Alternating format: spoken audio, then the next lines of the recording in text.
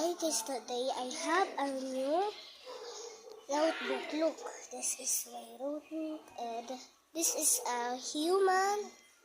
Look, this is the notebook and I have another notebook. A bunny. And I have a unicorn ball pen. This is a ball pen.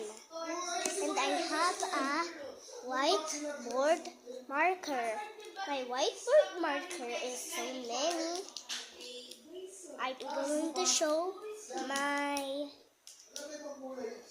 whiteboard marker. This is my whiteboard marker. So many. And I have another ball pen. She have a Kurami. Look. It's a ball pen. And we have a two glue. I ordered this so because I'm making a DIY. Bye.